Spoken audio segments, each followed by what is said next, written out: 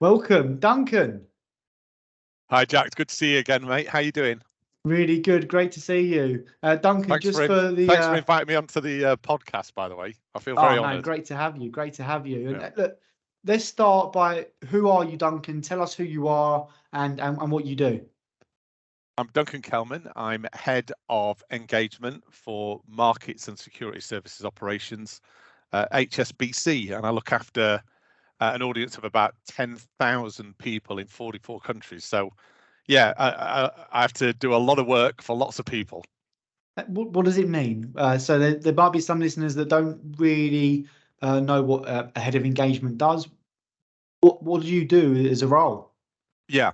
So simply put, it's communications, right? So our job is just to connect our strategic thinkers to our audience, make sure everybody's pointing in the same direction. I mean, that's in its bluntest, most obvious form, right?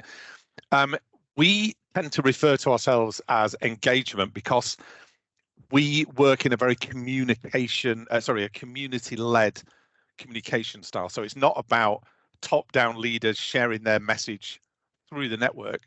We want the audience, that our colleagues across these 44 countries, to be part of the story, so we can hear their point of view. We can make sure that they understand the strategy, and also create that dialogue between our leadership, our exco, we call it HSBC, decision makers, also our management layer, as well as all of our colleagues that are doing a lot of the work. So it's really important to us that we have an engagement environment where people feel that they can access this information easily.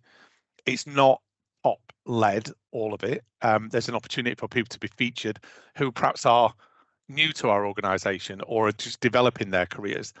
Those, for me, as someone who leads engagement, are incredibly valuable storytellers, right? They can help us get other colleagues more influenced and more involved in what we're trying to do as a strategy. Really interesting. From what you've just said there, what's ringing in my head is the importance of building that culture of community, right? Look, I'm fortunate that I've worked with you before, so I do understand that what you do is very much about bringing people along that journey. Would that be right? Yeah, you're right. And also, I think when we talk about engagement or communications, most people think it's emails, right? It's a bit more sophisticated than that. So what we try and do is we've developed a multi-channel engagement approach. So someone like yourself, Jack, I know big supporters of podcasts and vlogs, for example, like short video content, where there'll be people out there that really like the written content or want to watch a film about something that's important to them.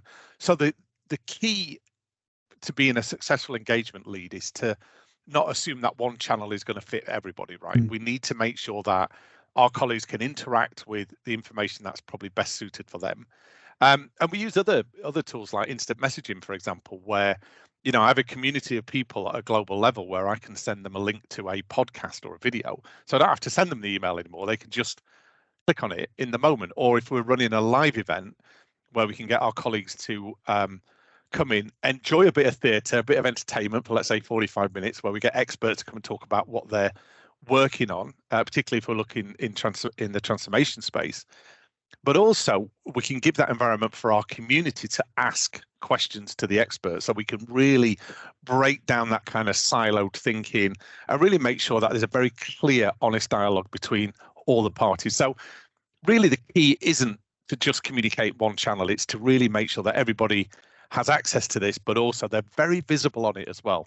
So as I mentioned earlier, you might do a podcast with a very senior person, and the next podcast might be someone who's literally just joined us from university, or they've just got their first job ever, and they're coming to work for an organization like HSBC. So I think what we do is really exciting, and I think it's really great just to be the storyteller, the conduit to get these stories out to people. So yeah, that's what I mean when I'm talking about engagement.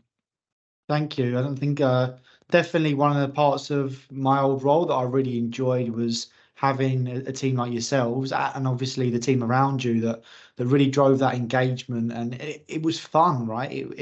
You really enjoyed those interactions with individuals like yourself, where you're bringing people that we haven't listened to ever. Yeah, and really listen to their stories. yeah, and you know what, Jack, you know, if we just reflect on our time together, I mean, even just the social aspect of what we were trying to do, like the recognition awards, for example. I mean, you know, this was an idea that you brought to us. Um, you showed us how to actually put it together, and it was incredibly popular. Just a bit of theatre for 30 minutes, just awarding people for their efforts in the organisation. But when it came down to like the community spirit, it really didn't matter whether you're in London, Yeah. Hong Kong, Dubai, any of those places. You really felt like we were part of that community, and that was incredibly important to what we were doing when you and I were working together. But also when we looked at like our, do you remember that day we went down to Hyde Park and we just played softball with the team? You know, again, that it'd be difficult to label it as communications, but it was more about community. It's about kind of drawing people together, breaking down those silos. And I think if you work in a creative space like we were doing, you know, we were in transformation, it needed kind of creative thinking. It needed kind of different opinions to make solutions develop for HSBC.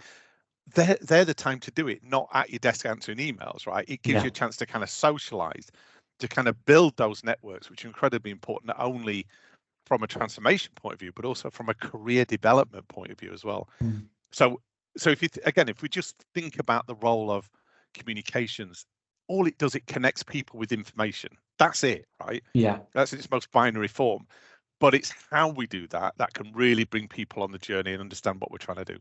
And I think, especially with the multimedia approach you take, it's definitely relevant to the time that we live now, right? Where you see TikTok and YouTube Shorts and podcasts are through the roof in terms of the amount of numbers that people are listening to podcasts. It's those different multimedia interactions.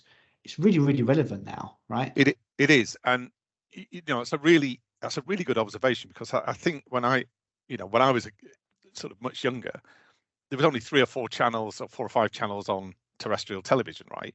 You watched it, you had to schedule your time to watch it. Now everything is on demand, right? And I think that goes to show things like podcasts or vlogs or TikTok or YouTube is because you can literally watch it at a time that suits you, rather than having to schedule it. And also, if you think about the culture of people joining organizations, probably don't come from the time that I did, right? Where, you know, you were watching terrestrial television. You know, they've probably only grown up with on-demand television, Yeah. where you could pause and rewind, or record something and watch it later, or see content on your phone.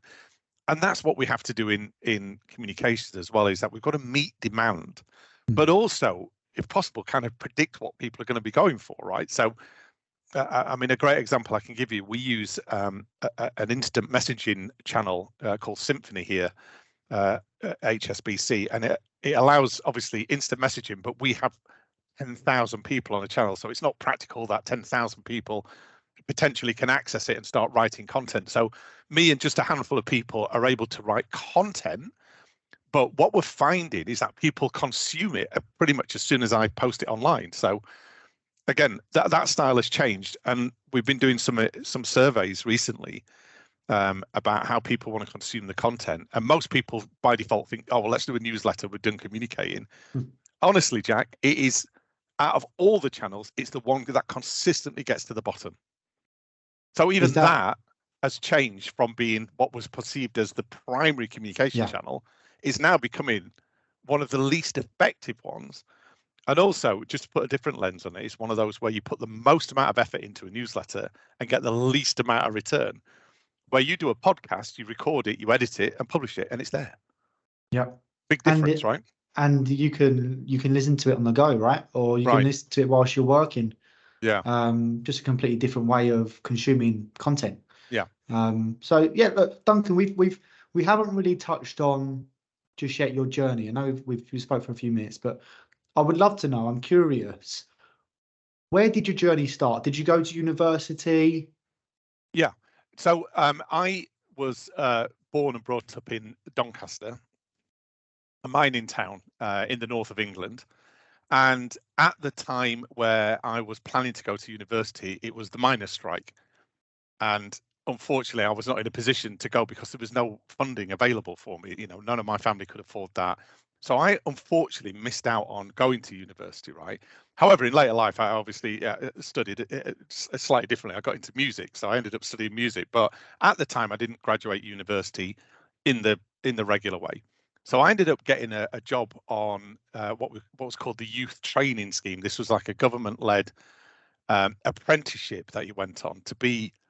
And I find it hard to believe that I wanted to be a car mechanic, right? That was because again, I living in the north and in an environment that was pretty financially was challenged as well. I mean, these kind of jobs were kind of aspirational. You'd work in one of the factories, or you'd work in the mines, or you'd be a car mechanic. And I planned to be a car mechanic, and ended up finding that sales, weirdly, was something I was really drawn to. And I managed to get a job selling motorcycles in Doncaster, and absolutely loved it, right? And I was a younger man. I was riding around on these amazing motorcycles, and and because I was messing around, I was a bit young. I crashed one of the motorcycles, and I did actually get fired from that job. And I honestly didn't know what I was going to do, so I decided just to come down to London, try my luck.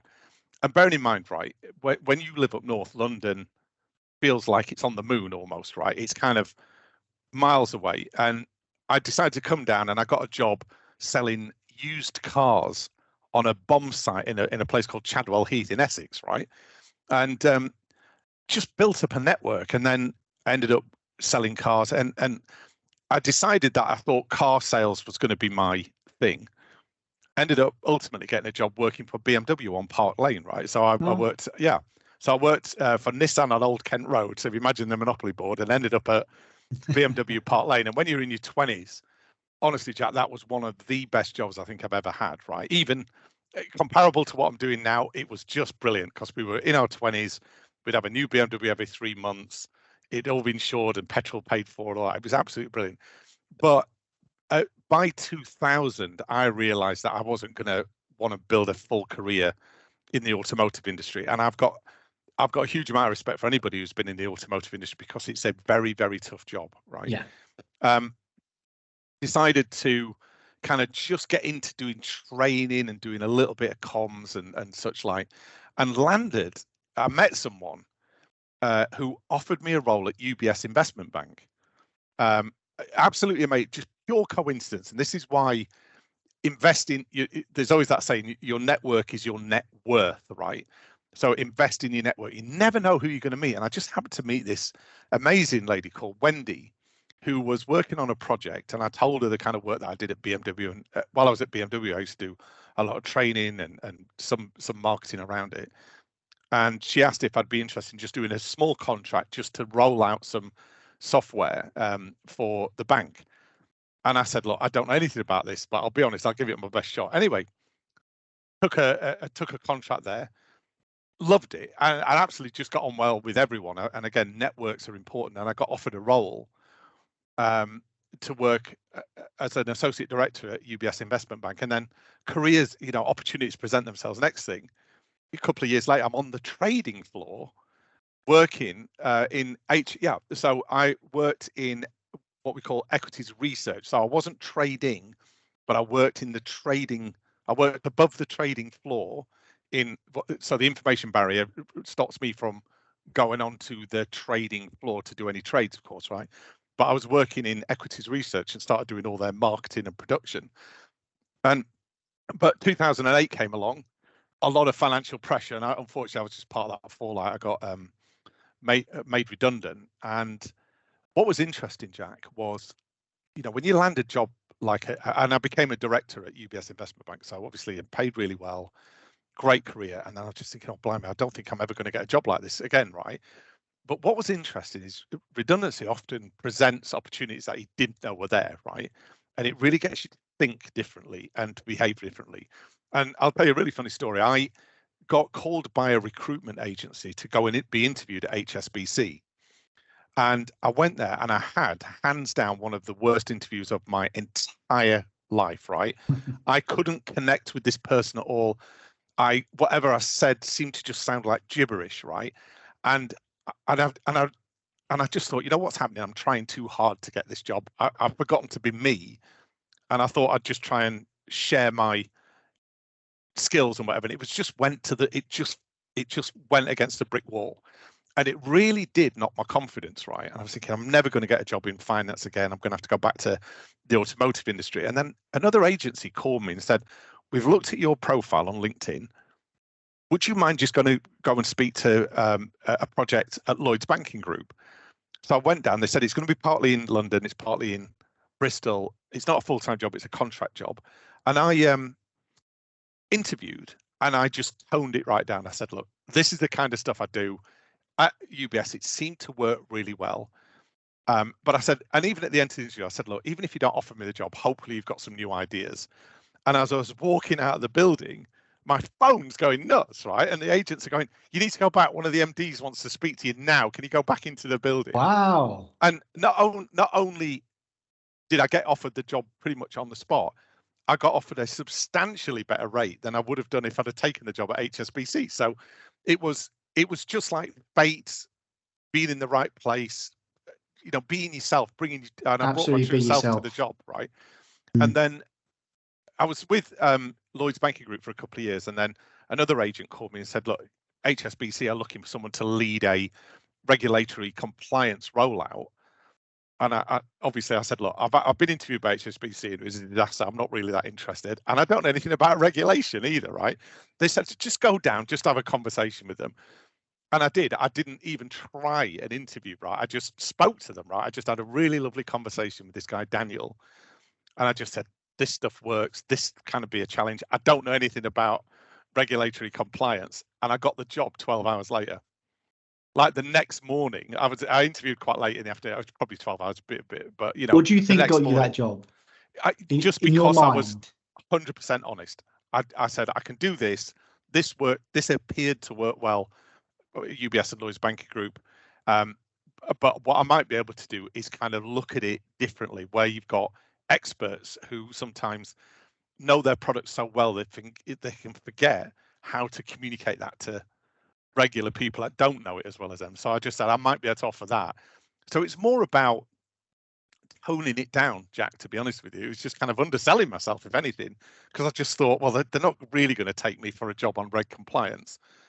And then I get the job. And you know what? What was interesting is that I absolutely flew in that job, right? It completely caught me by surprise because I think they just wanted a different energy where it was, you can imagine regulatory compliance is incredibly complex. You're dealing with a lot of legal requirements as well as obviously dealing with the regulators and all that. And I think I just made it more approachable and it just worked really well. And then internally, so I've been at HSBC for nearly 10 years now. So I started off in global banking and markets doing what we call the FATCA, the Foreign Accounts Tax Compliance Act rollout. Then I did Volcker Rule. And then I met, and this goes back to my point about networks, is that I was having a coffee with another colleague and someone I recognized from Lloyds Banking Group just happened to walk in. And when you see someone out of context, I was thinking, where do I know that person from? She was the program manager at Lloyds Banking Group, had just been appointed to be head of regulatory compliance transformation program. And I went, what's going on here? She said, oh, yeah, I've just joined. And then honestly, the next day I got a call, Duncan, is there any chance you might be available to come and do it? So I ended up joining Charlotte, her name was. Joined Charlotte. I did the transformation program, which was quite a small transformation piece. And then I got asked to lead the whole of reg compliance. That was managing about 3,500 people in 60 countries, right? So, and it was brilliant. And again, that's when I started doing the podcasts and the vlogs and all that. And it just took off. It absolutely took off. And then that's when after that, that's when you and I met, really. It was kind of, I joined Andy to join CESD, right? So when you joined the compliance role where you had 60 countries you're looking after and you started doing some more of the multimedia approach, what did you do there? Did you go on a course? Did you teach yourself? How did you go about learning those skills? YouTube, right? Practice. I mean, so going back to my point, what I did, I studied music, right? So I ended up getting involved in music quite a bit. So being creative has always been part of it, but it's just I went in a very indirect way to get involved into music, and I started doing a lot more photography and video, and realized that actually a podcast is really just two people talking. It just needs a bit of editing, right? And when I pitched it was so interesting, Jack. When I pitched this to my boss at the time in Reg Compliance, there wasn't a lot of support for it, if I'm honest. It was kind of, you're dealing with accountants and lawyers. They're never going to get on board on that. And one guy in particular was really against me doing a podcast. The very last podcast I ever did for Reg Compliance was with this guy, because he realized that the whole landscape had changed. And one of the things, certainly one of the proudest moments that I had in my engagement career was there was a global leadership event in Hong Kong, and Reg Compliance were asked to talk for an hour and present how they managed to transform a dysfunctional function, right? And it was great. And it was really great just to showcase how we changed the whole landscape of how people want to work, really showcasing those amazing people that work in the organization that in countries we didn't even know we had Reg Compliance in, right? Yeah. And it was just wonderful. And then when Ruth, who was the head of Reg Compliance, would do a town hall, we could get over 40% of the global community to be online at the same time, right? Which is unheard of, right? I mean, they would have a couple of hundred people at most turning up. Now we'd have 1,500 people or 2,000 people turning up. It was unbelievable. So it became a very, very exciting time, and it just gave me the confidence to keep going with this. But as far as learning the skills goes, yeah, YouTube is probably your default play, or surround yourself with people that have got more skills than you. So you remember when you and I worked together, I recruited, Cindy, Davian and Jonathan, graphic designer, a video editor and a copywriter, who were spectacular at what they were doing, right? So it allowed me to then conduct the orchestra rather than play in it almost, right? So yeah. I could focus on what was needed at a strategic level, knowing I've got access to these incredible experts who can produce content at a far higher level than me. And then between us, with the energy we were putting into it, it was just brilliant. It was really, really great. And the quality of work that came out of that team, I think it speaks for itself, really. To shift the perception, I would say, this is only my opinion, of a comms team, is really what your team ended up doing, right? So it was great work. Yeah. So I never knew. So you've gone from car sales, to now motorcycle head sales, of engagement. Yeah, motorcycle sales, car sales, training, and then head of engagement. Yeah. So what a story. And do you know what, Jack? I mean, there are people out there who've got, probably have a degree in marketing or whatever, and that's really important. I certainly wouldn't say that has no value. Yeah. But the real value is how you can build those networks, right? How you can build your personal brand so people know that you're the go-to person, right? Yeah. So you could be technically a very good video editor or a brilliant podcast producer or a copywriter, but you've got to be able to kind of show your stakeholders that this has value. You have value to them, right? And that unfortunately can't be taught at university. It comes with experience. It comes with listening to people that have got that experience, but also trying stuff out as well. I mean, if we just think about our time in transformation, it wasn't about these long 3-year projects we were on. Ultimately, we were there for like quite a long time, but it was lots of little deliverables.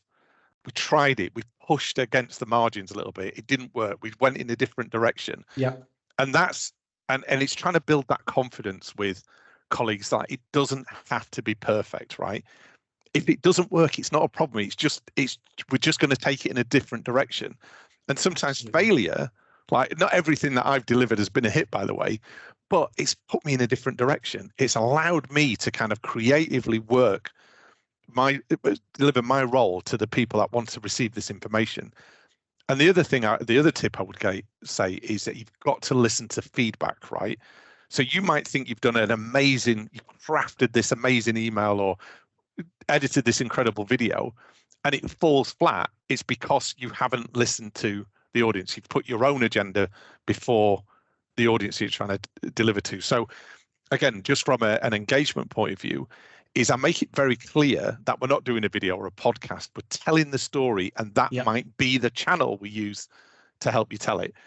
And also, like all stories, they've got to have the setup. What's this video about? What's this podcast about? The conflict bit, the story, which is really, really exciting. But then ultimately, you need a call to action. What do you want people to do with this information? We've asked them to give 10 minutes of their time, 50 minutes of their time on a podcast. What do we want them to do? Is it, if we're just going to say you've done all this amazing stuff, you've not invested their time very well. So what's the downstream benefit of them putting time into things like a live event or a podcast or a video or a vlog? And that storytelling element is evident in the work that you guys and your team are doing. I'm sure you're doing a lot of that in your new team as well, Duncan. Are you enjoying it? I am, and do you know what? It's really interesting that even though I work at a very community level, admittedly huge numbers, right? Someone came to me the other day, said, "Are you doing work for other teams?" And I went, "No." And then I went and had a look, and what they're doing is copying pretty much what we're doing. Like, what a compliment. That's how I look at it, right? It's kind of, well, there's always that thing, that statement, plagiarism saves time, right? But yeah, it was really interesting that someone thought I was producing all this other work, when actually what they've done is basically just copied exactly what we've done. It's got to be the biggest and put a different, and just put like a different name on it. And it's like, I can't believe it. There was so much opposition to be doing this. Now we've got more and more people doing what we set out to do. But that's goes back to my earlier point. Always try something new. You'll get people who won't enjoy it or won't be behind it. But if you believe in it and you can prove this works and you can get your community behind it, then you've got a career on your hands. That's how I look at it, right? Absolutely. I think a couple of takeaways just from what you've been talking through here. Like, I think human connection now is it's maybe even more important than what it was before. I think especially as we're getting a lot of AI and progressive technologies, being able to have that human connection and really sell yourself when you're trying to apply for a new role or build your network is really important. And it's something I'd encourage everyone just to really have a think about, right? And something you've done really well, and it just shows it's opened doors. I think, the lessons I've learned, I mean, ego can play a big part, right? You want to be seen as like, you want the title head of something or other, or you want to be seen as like the big cheese, right? But actually, if you rein your ego in a little bit, you don't need, people know that you're high value. It's better to put the other people ahead of you. So when I work with the team, it's about, what can I do to make this team and the group of people that I work with look great, right? Because most people would know that I'm involved with it, but I want them to enjoy the theatre of being up front. But also the other bit, when you talk about relationship building, it's not just even at a colleague level. Like, when I go into the office, I pretty much know all of our security officers in the building by name, or they certainly know me, right? Or the people that work on the reception, or the people that come and clean our desk, right? Yeah. And people have observed it. I just talk to everyone, and then they're naturally drawn to you. So we've got these guys who come in quite late to clean out, and they all know who I am. Duncan, how you doing? All that. And it's honestly, it makes you feel amazing when, and it's because I've put the effort in just to kind of say hi. Even though they're cleaning my desk, I'll just say, honestly, out of all the desk cleaners I've ever had, you've been one of the best ones, right? Imagine how people feel when they receive a compliment like that. Or, show value. Like the security officers, 95% of the people just walk past them, right? But if you think about if you think about the job they're doing, they're keeping you safe while you're at work, right? They are stopping you from getting hurt. They're stopping you from, there could be a number of reasons, right? But they keep us safe while we're at work. It takes 10 seconds to say good morning, sir, to somebody, right? Exactly. And I think it's a really valid point. Something I've always been conscious of. Just say hello.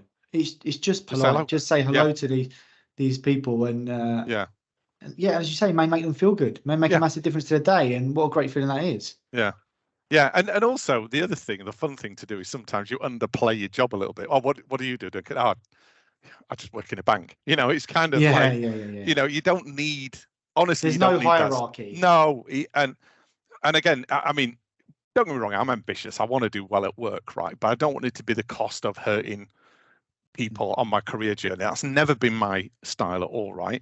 And most people are not like that anyway, but you are aware that there are very successful people that if they look back on their career, think, oh, blimey, I wasn't that pleasant about this kind of stuff. It's cutthroat. I don't think it needs to be. I think your work can speak for itself, right? Your value, your network, how people feel about you. And again, if I think about our time together, Jack, I mean, you were incredibly well thought of because you went out of your way pretty much every day to help us do our job better, right? You were very aware of what we were doing, and you were very invested in the community side of things. So even though you may not have had a senior title role, you were an incredibly important part of the management team. That's my point, right, Jack? So, again, I don't even know what job title you had. I don't even know if you had one or not, right? But it didn't matter to us because we had Jack Hopper, the guy who could get stuff done for us, right? Who's organized, who helps us get this stuff done, brings communities together through fun events and all that. So yeah, high. So you were high value and highly thought of, right, and effective. It's cliche, right? But I've always just been taught work really hard, be super honest, and if your boss needs something, drop everything and do it. Yeah, I'm not sure if I agree with that last one, right? Because I mean, even if you're there to support, of course, right? But no, sometimes it's just as effective to say no, I can't do it. But I know you're joking, of course, right? But Duncan, sometimes in your no time, is go ahead. No, go on. You finish. I was going to say no is still sometimes to say no. Yes, powerful. It's just important. And other things that I've noticed as well, people thinking that if they send an email at 8 o'clock at night, it just shows that you're working late. But as a leader, as part of our organization, thinking, why is that person working so late? Right? I mean, it's down to me whether I read an email at 8:10 at night. But I've also managed my team. I said, look, although I know you're committed to what you're doing, it doesn't prove anything, right? It actually upsets a lot of the leaders if we think you're working like excessive hours, because that's not our job. Our job is to help you do your job really well, not expect you to do 12, 15 hours a day, right? Yeah. And whilst we're on this subject, as a leader, what's the biggest lesson you've learned about leading people? You've obviously gone through a transition where you're working in a really tight-knit office together, to COVID, to where everyone's working from home and you still got to get a lot of stuff done. Was there any lessons that you've learned along the way that really sort of stand out? I find that if you create an environment where people feel comfortable with you, they can challenge the status quo, even if you've made the decision and there's a challenge to it. If you listen to it and your team can come up with a better solution, I would always go in that direction. But you've got to balance it, right? It can't be too democratic because nothing gets done. But also you can't be too autocratic because then people are not going to want to do the work with you. So you have to build this environment where people can kind of have their investment in it. But as a leader, you ultimately have to make a decision. Okay, we're doing this. Now, the lesson I've learned, and I learned this when I was at BMW, right? I'd be very opinionated, right? And my manager at the time make a decision and I wouldn't support it, right? And as I've developed my career, I've realized, hang on a sec, I was such an idiot for doing that, right? Because while it was fair to challenge it while it was in a closed environment, with other leaders, once the decision's made, you need to support it. That leader has made a decision. Your job isn't to undermine it. Your job is to now support it. So even if there was a disagreement, even if there was a disagreement in the discussion phase, and this happens to me all the time, like people want to do videos or podcasts, but sometimes you have to say, look, you're just doing a video. You're not thinking about, you're not putting your story first, right? So I have this conflict all the time. But if you're assertive enough without kind of really being condescending, or your decision is always right, provided that you really just take yourself away from that ego side of things and just listen. You've got people in your team that have brilliant skills, and a team isn't made up of people just like you, right? They're going to have different opinions, a different point of view, a different set of skills, right? And when I think about the team that you and I put together with for engagement, we had video, we had a copywriter, an editor, an amazing, and a graphic designer, right? Even though I can do all of those pretty well, I can't do them as well as someone who's a specialist in the area. So I relied on their expertise to help me do my job better, right? So a lot of it is really just park your ego, right? Even if you're massively ambitious, there's more value in that network. listening to people that have experience. Don't undermine people's decision-making process. If a decision's made, you support it, right? Simple as that. If it fails, it's not to say I told you so. It's kind of say, we tried it, can we go in a different direction? Things like that. So most of it really is just kind of listen more than speak, I would say. Some great wisdom. Thanks, Duncan. And we're coming to the close now, but we've got a bit of a closing tradition. Have you? So I've got a question for you. So, Yeah. Duncan, can you name someone within your network who's really inspired you? So someone in your career that's really inspired you, and tell us why. It's really inspired me, and tell us why. Okay. Yeah, I will actually. This is a good one. It's someone I worked with at Lloyd's Banking Group called right, and I don't know if you need to kind of bleep that name out, but she was amazing, right? And I think this shows how you can prejudge someone and get a completely different outcome. So had this reputation of being a bit of a nice queen, not very friendly, quite unapproachable. That was the impression that I think most people got, and I fell into that trap, right? Elizabeth and I had a big falling out over some document, right? She wasn't happy with it at all. And then something happened where I was out with her socially, and we were just chatting about, it was someone's retirement do, and we were just chatting about music. And she said, oh, I love to sing and all that. And I said, look, I'm in Bristol a lot. Do you want to come and do some open mic? I'm a musician, I can play. And we built up this incredible friendship, right? I mean, honestly, it was like, I was thinking, is this the same person that everyone was telling me about, right? And I learned so much from her because, again, I think, you know, she was a woman trying to do a job in what is predominantly perceived as a man's environment. And she was incredibly smart, really bright, a great leader. But I think even she felt a little hurt by that reputation, right? And I think when I got to know her, and I became socially friends with her as well, and the way she kind of got on board with things like some of the fundraising events that we got involved with, I think people's perception of her changed as well, because she became this like real person. But it was the biggest shock for me was knowing that this person still has to put her trousers on one leg at a time, just like the rest of us, right? So and with her, I think it was just really good to know that reputation and perception is quite powerful, right? And I went into it having a completely different perception of what she was really like. And it turns out, like, you know, we're still amazing friends now. She's an amazing person. She's built an incredible career for herself. And yeah, I really, really enjoyed it. So I would say, out of all the people, yeah, she's definitely the. I should be so surprised when she hears, if she ever hears this, right? Yeah, I would say her. I mean, I bet you were expecting me to say Andy or someone like that. But No. Andy was brilliant, right? And I loved it. But yeah, that, I think that to me was like that transition point where you realised, you know what, I need to stop prejudging. I need to stop thinking or being affected by other people's opinion. I should have found out for myself earlier on.